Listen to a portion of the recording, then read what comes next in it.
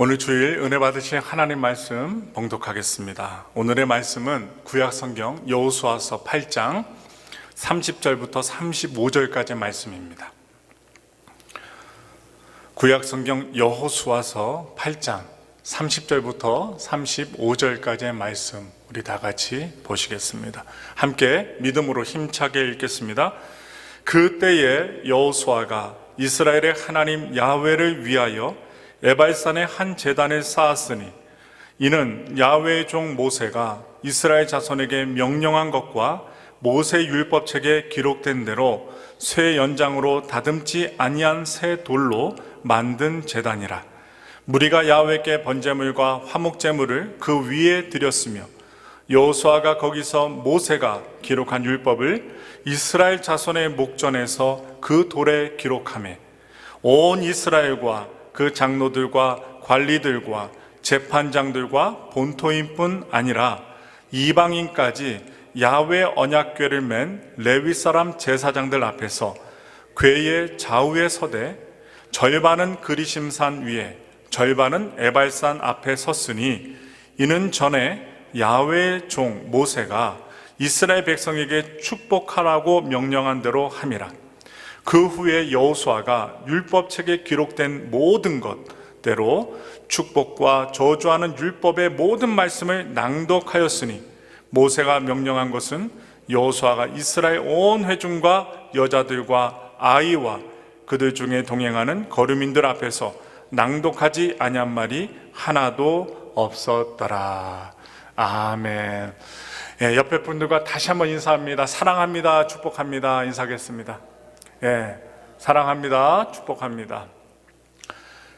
오늘 저는 함께 봉독한 여호수아서 8장 30절부터 35절의 말씀을 통하여 에발산 제단과 주님의 보혈이라는 제목으로 은혜 말씀을 나누겠습니다. 한 주간 동안 잘 지내셨습니까? 이렇게 위에서 얼굴들을 보면 다 혈색들이 좋으십니다. 잘 드시고 쉬시니까 좋으실 줄 믿습니다. 특히 무릇 지킬 만한 것보다 마음을 우리가 지키며 우리의 생각을 지키며 살기를 원합니다. 세계를 움직이는 999인의 명언이라는 책의 그 내용에서 톨스토이라는 그 소설가가 죄에 대하여 이렇게 고백하고 있습니다. 인간에게 있어서 자기의 죄에 대해서 안다는 것은 괴로운 일입니다. 허나 대신 그 죄에서 자기가 해방되어 감을 아는 그 일은 커다란 기쁨입니다. 밤이 없다면 우리는 햇볕을 주는 기쁨을 모를 것입니다. 죄가 없다면 인간은 정의의 기쁨을 모를 것입니다. 또한 이렇게 얘기합니다. 죄에 대해서 남에게 대한 죄와 자기에 대한 죄가 있습니다. 남에게 대한 죄는 남의 내부에 있는 하나님의 영혼을 존경하지 않기 때문에 생깁니다. 또한 자기에 대한 죄는 자기 속에 있는 하나님의 영혼을 존경하지 않기 때문에 생겨납니다. 여러분, 죄를 범하는 일은 인간이 하는 일입니다. 그런데 자기의 죄를 정당화하는 것은 누구의 일이냐? 악마의 일입니다. 이러한 죄에는 무게가 있습니다. 그렇다면 그 무게는 얼마나 될까요? 죽은 사람은요, 그 송장에 아무리 무거운 그 짐을 올려놓아도 그 무게를 느끼지 못합니다. 아파하는 소리도 내지 않습니다. 그냥 가만히 있습니다. 죽은 송장은. 영적으로 죽어있는 사람도 마찬가지입니다. 죄를 죄로 여기지 않기 때문에 죄의 무게를 느낄 수가 없다는 것입니다. 그래서 우리가 죄의 무게를 느낀다면, 죄를 알게 된다면 그것은 최소한으로 영적으로 죽지 않았고 살아있다라는 사실입니다. 죄를 죄라고 깨닫게 하는 것, 그것이 율법의 기능입니다. 요즘에 로마서를 통해서 이 율법에 대해서, 하나님의 의에 대해서 여러분과 정의 내리고 설교를 하고 있는데요, 이 율법을 통해 우리는 죄가 얼마나 무거운 것인지를 알게 됩니다. 율법을 통해. 오늘 본문에 보시면 여호수아가 에발산이라는 지역에 제단을 쌓는 장면이 나타납니다. 이 제단은요, 죄를 해결하기 위한 제단이었습니다. 왜 축복을 말하였던 그리심산이 아닌 저주를 바랬던 에발산에 이 제단이 세워졌을까? 한번 궁금증을 갖고 오늘 말씀을 살펴보셨으면 좋겠어요. 그리고 은혜를 나누기를 원합니다. 그림을 보시면 에발산 제단이 나와요. 그 당시에 사진이 없기 때문에 그림으로 여러분들께 보여드리는데, 이 에발산에 제단을 쌓은 것은 여호수아가 임의로 한 것이 아닙니다. 자기 멋대로 한 것이 아니었습니다. 그것은 이미 오늘 말씀해 보시면 모세가 있을 때부터 하나님께서 명령하셨던 일이었습니다. 신명기 27장 4절부터 8절의 말씀을 우리 다 같이 보겠습니다. 너희가 요단을 건너거든 내가 오늘 너희에게 명령하는 이 돌들을 에발산에 세우고 그 위에 석회를 바를 것이며 또 거기서 내 하나님 야훼를 위하여 제단 곧 돌단을 쌓되 그것에 쇠의 연장을 대지 말지니라. 너는 다듬지 않은 돌로 내 하나님 야훼 제단을 쌓고 그 위에 내 하나님 야훼께 번제를 드릴 것이며 또 화목제를 드리고 거기에서 먹으며 내 하나님 야훼 앞에서 즐거워하라. 너는 이 율법의 모든 말씀을 그 돌들 위에 분명하고 정확하게 기록할지니라. 아멘. 이 하나님께서 모세에게 주셨던 것을 여호수아에게도 명령하셔요. 그런데 이 에발산 중턱에 그 여호수아 제단이 있다는 것을 고고학자가 발견합니다. 그림을 보시면 에발산 중턱에서 발견된 여호수아의 제단입니다. 또 이 제단을 누가 찾았느냐? 여호수아의 제단을 발견한 고고학자 아담 제르탈이라는 사람이 있어요. 우리가 공부를 해야 됩니다. 이렇게 찾는 사람이 있고 또 알려주는 사람이 있고 또 이렇게 듣는 자들이 있기 때문에 성경은 사실이다라고 우리는 말할 수가 있어요. 이 아담 제르탈, 이 하이파 대학의 고고학 교수였던 이 아담 제르탈은 1984년도에 세겜 지역 고고학 탐사 중에 에발산 중턱에서 바로 우리가 좀 전에 말하였던 여호수아의 제단을 발견합니다. 그것은 다듬지 않은 돌로 쌓여진 제단이었어요. 거기서 발견된 동물의 뼈와 그리고 동물을 태워 남긴 제2의 탄소 연대를 측정하였더니 기원전 13세경이라고 결론이 지어집니다. 그것은 그 여호수아 당시, 그러니까 기원전 13세기는요 여호수아 당시의 그 시대로 볼 수가 있습니다. 그래서 여호수아 당시로 판명이 된 거예요. 고고학자인 아담 제르타는 원래 저 사람 무신론자였어요. 하나님이 없다는 사람이었습니다. 또 머리는 똑똑한 사람인데 고고학적으로는 지식 있는 사람인데 하나님은 없다, 무신론자였습니다.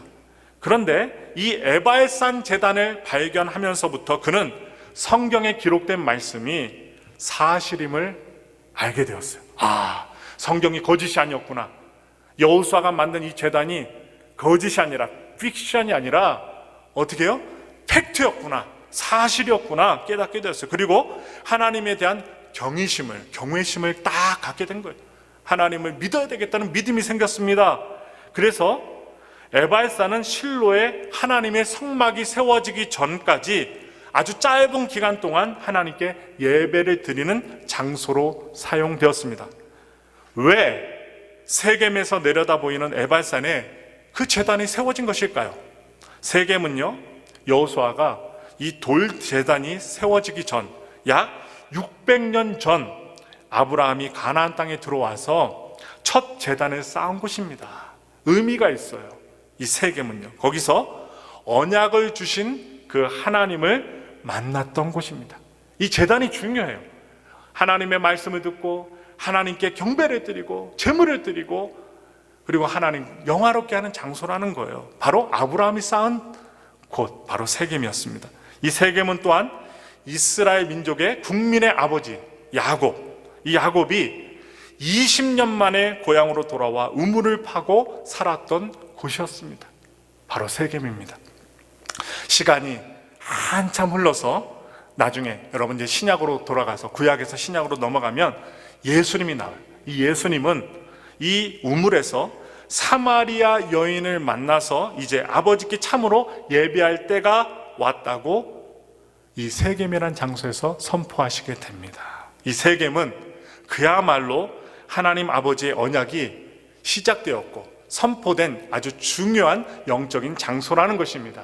그래서 이스라엘 백성들은 아이성 전투를 마치고 세겜으로 가서 언약을 선포하는 의식을 행하였습니다. 시므온, 레위, 유다, 그리고 이사갈, 요셉, 베냐민 지파가 함께 모여서 축복하기, 이스라엘 백성들을 축복하기 위해서 어느 산으로 오르느냐? 그리심산에 올랐습니다.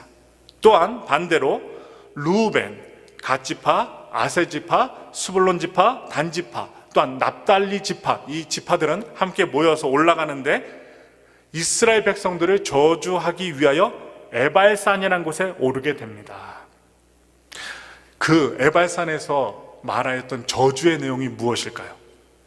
십계명의 내용과 비슷합니다. 그 내용은요, 우상은 여호와께 가증하니 그것을 만들어 세우는 자는 저주를 받을 것이다. 부모를 경홀히 여기는 그 자녀들은 저주를 받을 것이다. 또한 간음하는 자는 저주를 받을 것이다.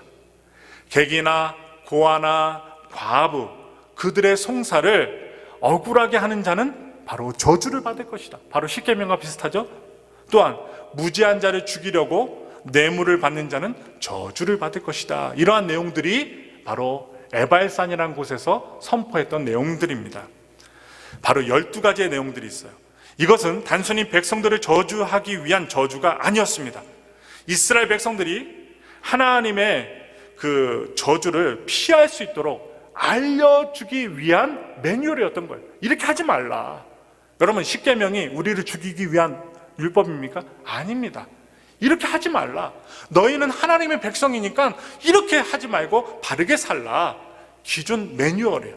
바로 에발산에서의 저주도 이스라엘 백성들이 죽기 위해서 준 저주가 아니라 살기 위해서 준 저주였던 것입니다. 알려주는 선포예요. 저주의 선포.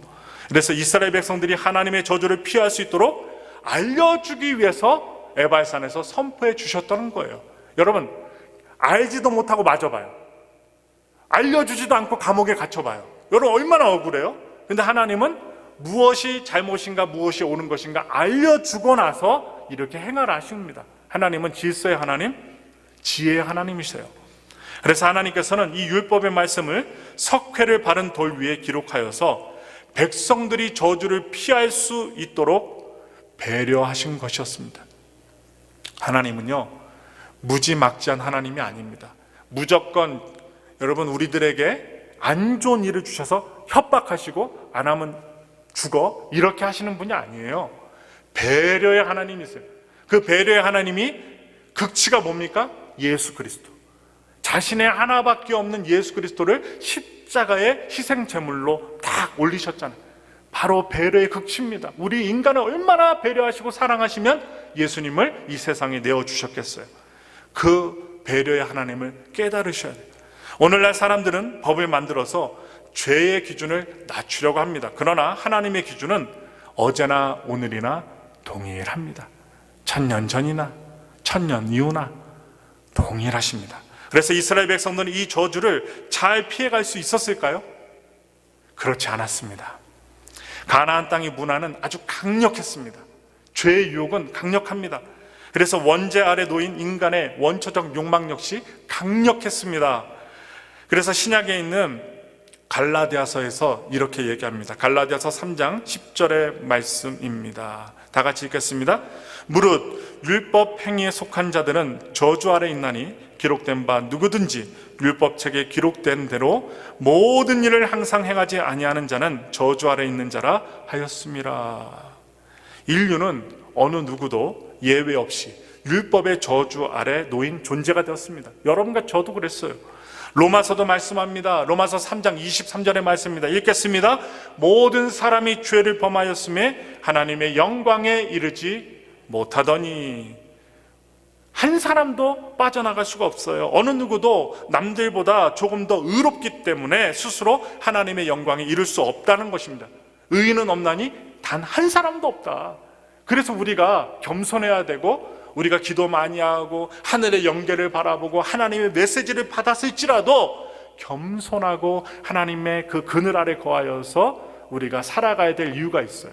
교회 안에서도 밖에서도 돈 많다고 권세 있다고 유세 떨 필요가 없어요.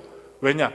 하나님 앞에 의인 한 사람도 없기 때문입니다. 그래서 우리는 믿음으로 사셔야 돼요.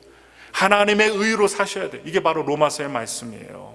그래서 우리는 믿음으로 주님 앞에 살아가야 될 운명이라는 거예요. 그래서 인류의 운명이 바로 죄 아래 있는 아슬아슬한 운명이었다는 사실을 우리는 기억해야만 합니다. 여기에 에발산 제단이 필요했던 이유가 있습니다. 왜 축복의 산, 그리심산이 아니라 에발산일까요? 에발산은 저주가 선포되었던 산입니다.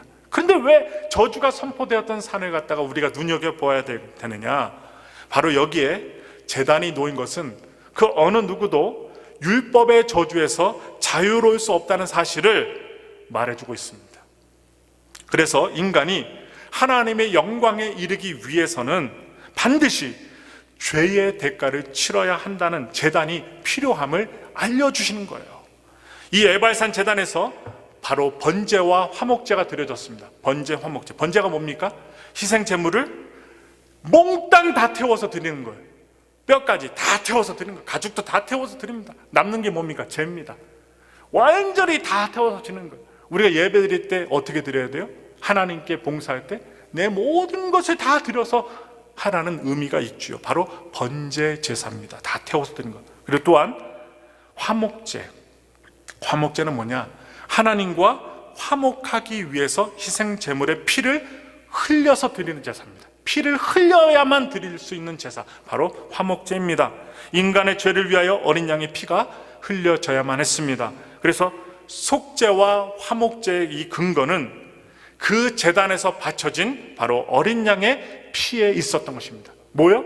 어린 양의 피에 있었다는 거예요. 어린 양의 피가 꼭 필요합니다. 그래서 희생 제물을 바치는 사람들에게는 죄를 지었던 자신, 나 대신에 바로 어린 양이 그 희생 제물이 피 흘려 죽었기 때문에 나의 죄가 사해졌다는 최소한의 믿음이 있었다는 거예요.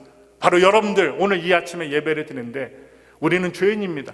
그런데 내 마음속 심령 가운데 이러한 나 때문에 예수님 어린 양과 같은 그 피가 흘려져야만 했다는 그 최소한의 믿음이 여러분들이 있는지 점검해 보셔야 돼요. 내가 저주를 받아 죽어야 하는데 나 대신에 저 양이 피를 흘리고 있구나. 그걸 알라는 거예요. 넌 죽을 수밖에 없는 인생인데 너 대신에 속죄 제물, 희생 제물이 희생을 당하여 너는 살게 되었다. 이게 바로 번제와 화목제, 속죄와 화목제의 의미라는 것입니다. 그렇게 생각하면서 안도와 감사와 회복을 이스라엘 백성들은 했을 거예요. 동물이 타는 것, 피를 질질 흘리면서 죽고 있는 모습을 보면서 아, 나는 살았구나. 그런 안도의 평안을 누렸을 것입니다. 이 에발산의 제단은요, 2000년 전에 우리의 죄를 속죄하기 위해서 십자가에서 죽으신 예수 그리스도의 희생을 예표하고 있습니다. 바울은 이렇게 얘기합니다. 우리 말씀 볼게요. 로마서 3장 25절부터 26절의 말씀입니다. 읽겠습니다. 이 예수를 하나님이 그의 피로써 믿음으로 말미암는 화목제물로 세우셨으니 이는 하나님께서 길이 참으시는 중에 전에 지은 죄를 간과하심으로 자기의 의로우심을 나타내려 하심이니 곧 이때에 자기의 의로우심을 나타내사 자기도 의로우시며 또한 예수 믿는 자를 의롭다 하려 하심이라. 아멘. 침례 요한은 예수님을 보고 뭐라고 했어요? 보라, 세상 죄를 지고 가는 하나님의 어린 양이로다. 무엇을 비유했습니까? 하나님의 어린 양이라고 비유했습니다. 하나님은 당신의 형상으로 만드신 우리 인간의 죄를 사하시기 위해서 자기 아들을 화목제물로 내어주신 것입니다.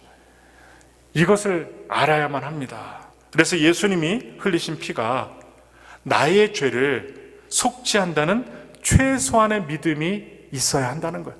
직분도 중요하고 교회에서 봉사하는 것도 중요하고 기도하는 것도 중요하고 헌신하는 것도 중요하지만 이 최소한의 믿음, 아, 나 대신 어린 양 대신 예수님이 나를 위해서 피 흘려 돌아가셨구나, 그래서 내가 살았구나 하는 이 최소한의 믿음이 있어야 한다는 거예요. 쉬운 내용입니다. 다 아시는 내용입니다. 많이 들었던 내용입니다. 근데 그것이 남의 얘기가 아니라 바로 내 얘기가 돼야만 합니다. 내가 그 주인공이 돼야 돼요. 죄의 주인공이 돼야만 우리는 속죄를 받을 수가 있어요. 그래서 우리가 하나님의 말씀을 알아갈수록 이전에 느끼지 못하던 죄의 무게가 더해질 수 있습니다. 그것은 우리가 영적으로 죽지 않고 살아있다는 증거라고 볼 수 있습니다. 여러분, 죄에 가까이 있고 좀 제가 죄가 지어질 때 여러분 느낄 수 있어야 돼요. 탄식할 수 있어야 돼요. 하나님, 내가 이렇게 연약한 사람입니다. 주님이 필요해요. 예수님이 필요해요. 저를 비롯해서 죄를 이길 수 있는 사람 이 가운데 아무도 안 계십니다. 이길 수 없어요. 우리의 힘으로는 절대로 못 이겨요. 정욕? 이길 수 없습니다. 욕심? 이길 수 없습니다. 세상에 대한 욕심? 이길 수 없습니다. 예수님의 보혈의 피, 그 은혜로 이길 수 있는 거예요. 어린 양의 피로 이길 수 있는 거예요. 목사의 설교, 목사의 기도, 여러분 중직자의 30일 넘는 금식 기도 절대로 이길 수 없습니다. 오직 예수 그리스도의 보혈의 피로 이길 수 있다는 사실 분명하게 말씀을 드립니다. 그래서 이 죄의 무게가 느껴지셔야 돼요. 그래서 사도 바울도 탄식했습니다. 3,000층까지 봤던 사도 바울도 자신의 모습을 보면서 탄식을 해요. 긴 말씀의 내용입니다. 그러나 아주 핵심되는 말씀이기 때문에 이 시간 그가 고민하여 토해냈던 말씀을 사도 바울의 심정을 우리 다 같이 읽겠습니다. 로마서 7장 12절부터 25절의 말씀이 천천히 크게 읽겠습니다.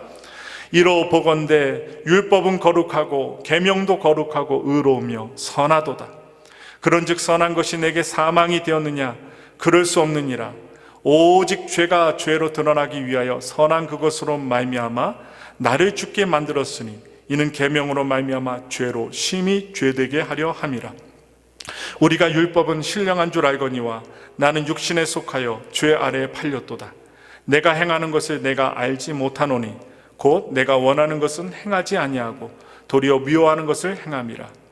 만일 내가 원하지 아니하는 그것을 행하면 내가 이로써 율법이 선한 것을 시인하노니 이제는 그것을 행하는 자가 내가 아니요 내 속에 거하는 죄니라.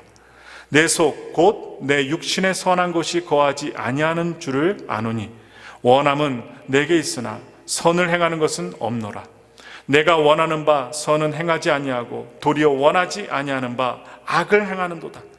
만일 내가 원하지 아니하는 그것을 하면 이를 행하는 자는 내가 아니요 내 속에 거하는 죄니라. 그러므로 내가 한 법을 깨달았노니 곧 선을 행하기 원하는 나에게 악이 함께 있는 것이로다.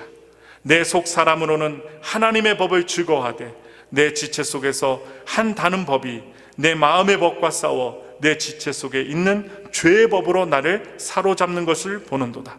오호라, 나는 공고한 사람이로다. 이 사망의 몸에서 누가 나를 건져내랴? 우리 주 예수 그리스도로 말미암아 하나님께 감사하리로다. 그런즉 내 자신이 마음으로는 하나님의 법을, 육신으로는 죄의 법을 섬기노라. 아멘. 바울도 구원받은 하나님의 자녀였지만, 하나님의 능력을 행하는 제자였지만 여전히 죄의 무거움, 죄의 무서움을 느꼈다는 것입니다. 그렇다면 우리는 죄의 무게를 느낄 때 어떻게 해야만 할까요? 바울은 로마서 8장에서 그 해결책을 우리들에게 제시해주고 있습니다. 로마서 8장 1절부터 4절의 말씀입니다. 읽겠습니다.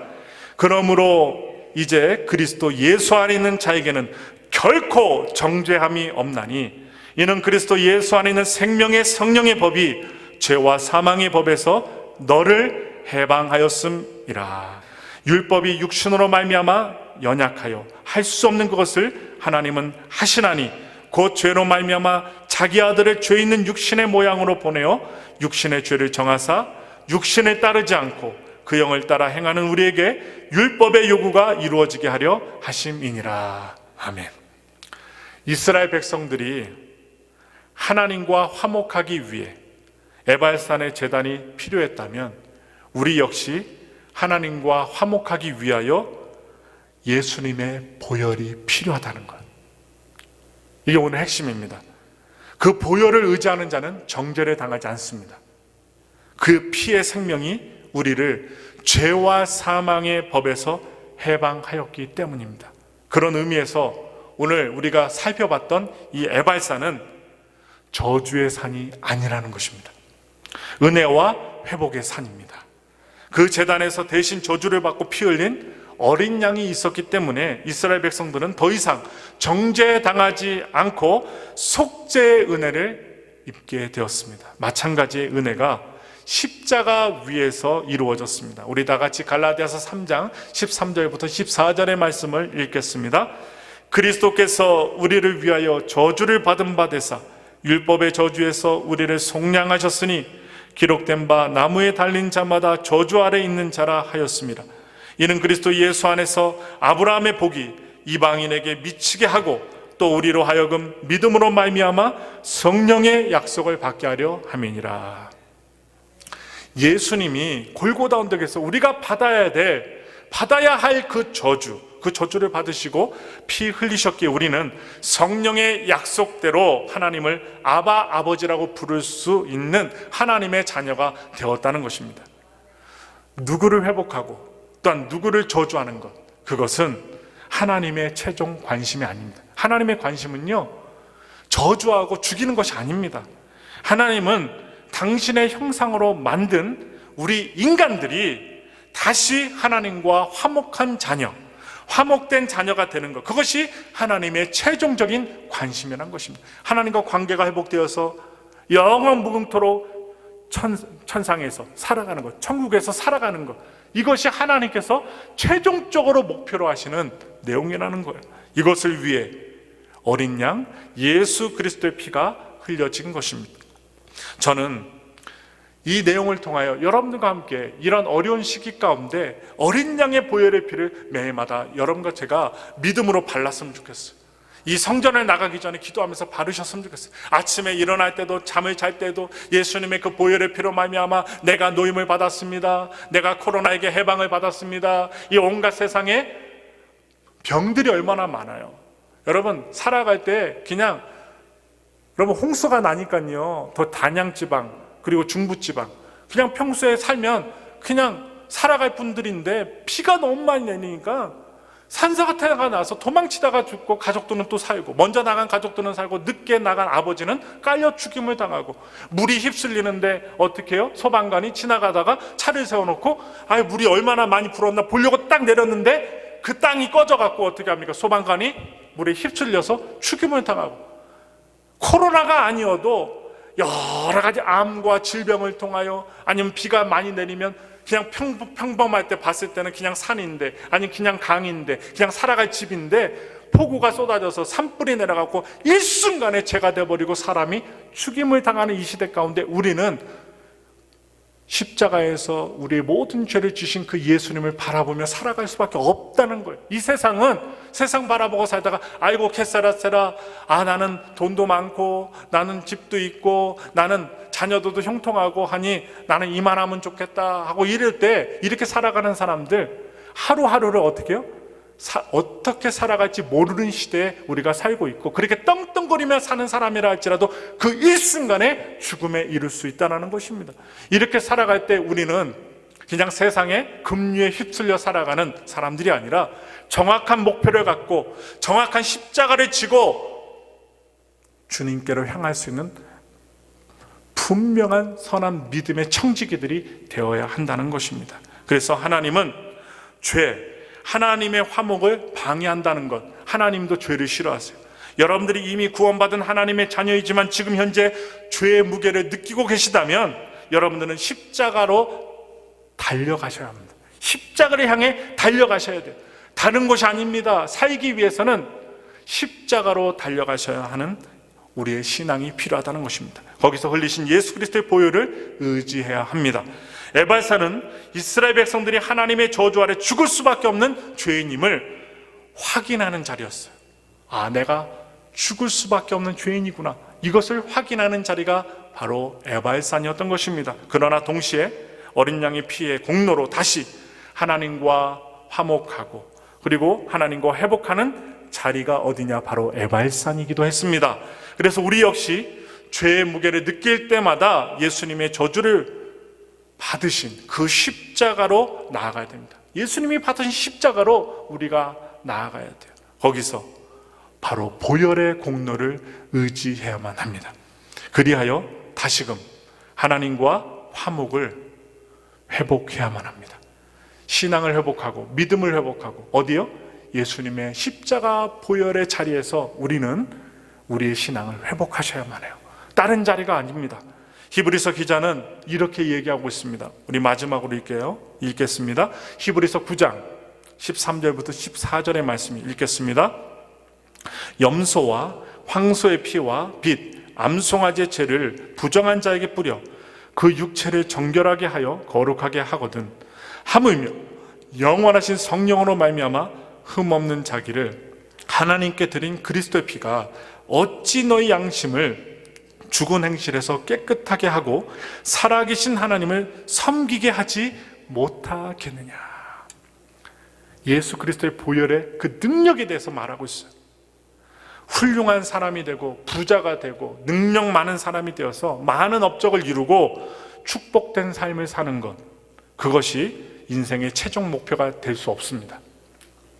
하나님과 화목된 자가 되는 것, 하나님의 사람이 되는 것, 바로 아버지와 아들의 관계가 되는 것, 그것이 구원받은 자의 최종 목표라는 사실을 말씀을 드립니다. 그러므로 바라기는 예수님의 고결한 보혈을 통해 정죄당하지 않는 인생이 되시길 바랍니다. 우리는 정죄받지 않습니다. 무엇 때문에요? 예수 그리스도의 고결한 보혈 때문에 우리는 정죄받지 않습니다. 죄인으로서 끝나지 않습니다. 아버지 하나님의 고결한 자녀로 영원한 천국 생활하는 믿음의 자녀로 바뀌었습니다. 무엇 때문입니까? 예수님의 희생의 보혈 때문입니다. 십자가 보혈 때문입니다. 이런 어려울 때일수록 우리가 무엇을 말해야 됩니까? 안 된다, 못 된다, 죽겠다, 이 말 다 봉쇄하고 예수님의 보혈로 나는 일어납니다. 주님의 십자가 은혜로 나는 다시 섭니다. 믿음도 기도 생활도 다시 하겠습니다. 주님, 나를 도우소서. 주님이 함께 하시니 모든 어려움도 나는 이겨낼 겁니다. 나는 하나님의 자녀입니다. 그러니 나를 바로 이끌어 주옵소서. 이 믿음을 가지시고 에바산이 저주가 아니라 그 저주가 바뀌어 하나님의 영광이 됨을 우리는 한 주간 동안 몸소 느끼며 승리하며 살아갈 수 있는 믿음과 소망이 십자가의 사람들 되시기를 예수님의 이름으로 축원합니다.